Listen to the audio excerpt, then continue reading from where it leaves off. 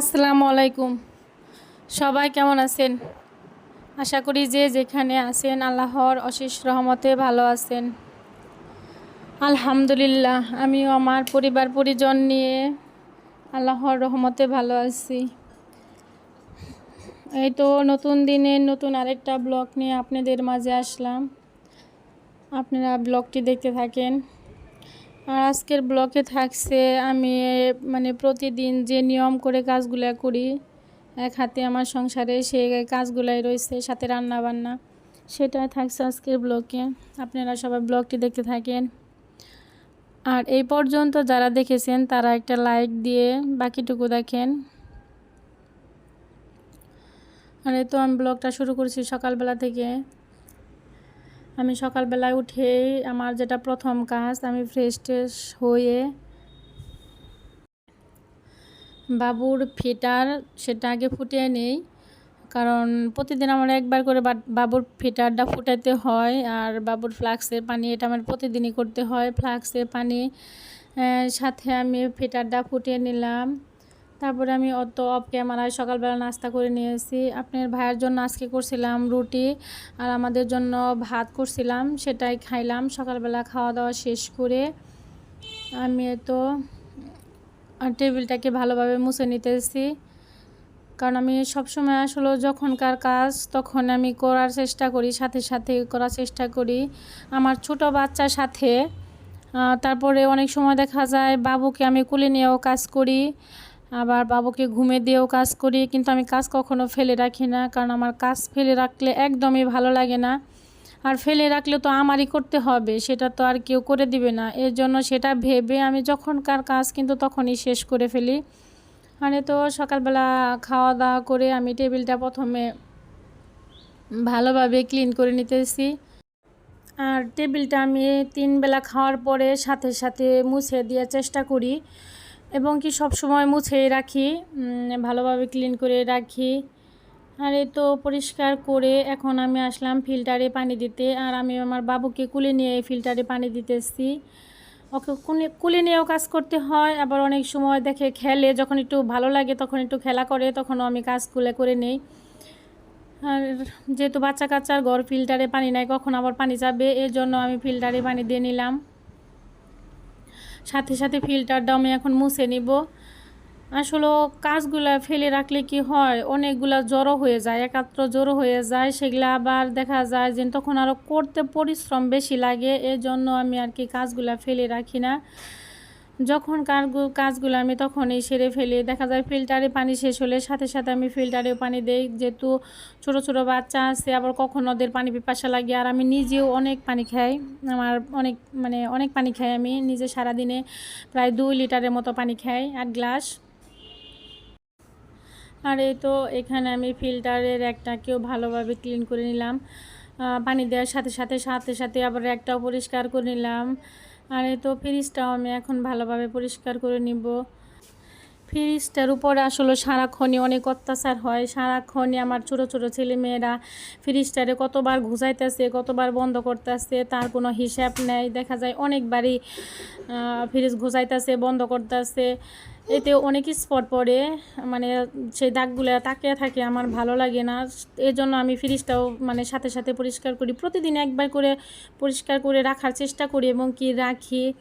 আর তো খাবারের পরে কয়েকটা প্লেট ছিল, সেগুলোও আমি ধুয়ে নিতেছি। আমার বাচ্চারা আসলে ঘুমিয়ে গেছে, এখন ওকে ঘুমিয়ে দিয়ে থুয়ে আমি এখন এই কাজগুলো করতেছি। আর ওকে ঘুমিয়ে দিয়েও আমি খুব তাড়াহুড়া করে আমি যেন একটু বিশ্রাম নেবো, সেটা কিন্তু আমি নেই না।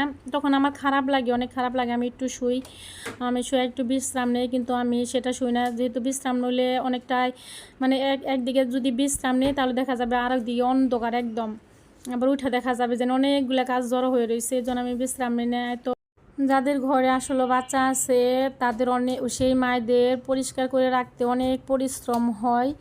সেই মায়েরাই বুঝে আসলে ঘরটা পরিষ্কার করে রাখতে কতটা কষ্ট হয়। কারণ পরিষ্কার করে রাখি, এক মুর্দা রাখি আর এক মুর্দা নোংরা করে ফেলে, এক মুর্দা পরিষ্কার করে আসি আর এক মুর্দা নোংরা করে ফেলে। আমার মেয়েটা স্কুলে চলে গেছে, আর তো আমি ছেলেটাকে ঘুমিয়ে দিয়ে, ওর একটু ঠান্ডা ঠান্ডা, আর বাইরে বৃষ্টি হচ্ছে, ভালোই বৃষ্টি হচ্ছে, এই জন্য ওকে একটু ফ্যান ছাইরা দিয়ে কম্বল দিয়ে রাখলাম, জানি মেয়ে ঘুমায়। আর তো ওকে ঘুমিয়ে দিয়ে আমি একটা রুম পরিষ্কার করে আসবাবপত্রগুলো মুছে নিতেছি। অলরেডি ঘরও আমি ঝাড়ু দিয়ে নিয়ে এসেছি। এখন যে কাজগুলো আমি প্রতিদিনই আসবাবপত্রগুলো মুছি, কারণ এগুলোর মধ্যে ধুলা পড়ে, চেষ্টা করি আর কি মুছে রাখার জন্য। পরিষ্কার সবসময় আমার পরিষ্কার থাকতে কিন্তু খুবই ভালো লাগে। বাচ্চা যেন অত্যাচার করে, অনেক রুমরে অনেক মানে নোংরা করে, সারাক্ষণই নোংরা করে, তারপরও আমি সবসময় চেষ্টা করি আমি পরিষ্কার থাকি, কারণ আমার পরিষ্কার না থাকলে ভালোই লাগে না, কেমন জানি নিজের কাছে কেমন জানি লাগে, মানে আরও বেশি মেজাজ চড়ে পরিষ্কার না থাকলে। আসলে যে আপুরা পরিষ্কার থাকে তাদের আসলে পরিষ্কার না থাকলেও ভালো লাগে না। আর এই তো আমি এই রুমটা ওরেও পরিষ্কার করে নিয়েছি, আবার একটু হালকা হালকা ঝাড়ু দিয়ে নিলাম, বেশি ময়লা হয় নাই।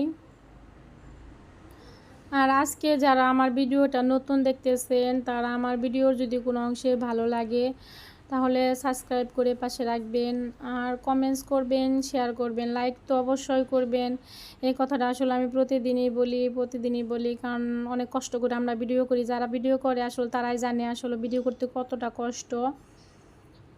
আমি কিন্তু সব কিছু পরিষ্কার করে নিয়েছি, একদম সুন্দর করে পরিষ্কার করে নিয়েছি। আর এই আমি প্রতিদিনই কিন্তু পরিষ্কার করি, আর দিনে 2-3 বার আমার রুমগুলো আমি পরিষ্কার করে নেই। রুম টুম পরিষ্কার থাকলে দেখা যায় মন মানসিকতা ভালো লাগে, অন্য অন্য কাজ করতেও এনার্জি পাওয়া যায়। এই জন্য দেখা যায় কষ্ট করে হলেও পরিষ্কার করি, কিন্তু কষ্ট করার পরে যখন দেখি যে না সব কিছু ঠিকঠাক আছে, তখন কিন্তু ভালো লাগে আসলে। আর এই তো আমি সব কিছু পরিষ্কার করে নিয়েছি। আর সকালে খাওয়া দাওয়ার পরও আমি রান্নাঘরটা একদম পরিষ্কার করে নিয়েছি জানি। আর দ্বিতীয়বার রান্না করতে আসলেও জানি ভালো লাগে। বেসিন বুসিন একদম পরিষ্কার করে নিয়েছি, বললাম না সাথের কাজ সাথে করে নেই, জড়ো করে রাখি না। আর এই তো আমার ছেলেটা এখনও ঘুমাচ্ছে, ওর উপর থেকে আমি কম্বলটা সরাই দিছি, দেখি যে আবার ঘাইমে গেছে, এই জন্য কম্বলটা সরিয়ে দিচ্ছি। মাঝখানে উঠছিল, পরে আবার ঘুমে দিয়ে নিয়েছি। আর এই তো আমার বড় ছেলেটা আসলে পিছনে পিছনে ঘুরতেছে, আর বাহিরে এখনও বৃষ্টি হচ্ছে, বেলকনিতে প্রচুর পানি। আর এই তো বৃষ্টি কয়দিন ধরে তো আসলে বৃষ্টি হচ্ছেই। আর এই তো আমি দুপুরে রান্না করতে আসছি, আর এখন রান্না করব আমি মুরগির মাংস একটু রান্না করব। আর আমরা রান্না তো সবাই জানি, বলার কিছু নাই। এখানে আমি সমস্ত মশলা দিয়ে নিয়ে মাখিয়ে দিয়ে মানে শর্টকাট রান্না, এটাকে বলে শর্টকাট রান্না। তাড়াহুড়ার সময় সব কিছু মশলা টশলা দিয়ে মাখিয়ে দিয়ে একবারে বসায় দিয়েছি, কিন্তু আমি কষাইতেছি মাংসটা। আর সবাই পাশে থাকবেন, সবাইকে সাপোর্ট করবেন। আসলে এটা এমন একটা প্ল্যাটফর্ম যে একা একা এগিয়ে যাবে না, এইখানে সবাইকে সাহায্য করতে হবে, সহযোগিতা করতে হবে, তো এগোনো যাবে, একা কখনোই সম্ভব না। আর এই তো আমার তরকারিটা হয়ে গেছে আসলে। আর এ পর্যন্ত যারা ভিডিওটা দেখছেন তাদেরকে অসংখ্য ধন্যবাদ। সবাই ভালো থাকবেন, নতুন আরেকটা ব্লগে দেখা হবে। আল্লাহ হাফেজ।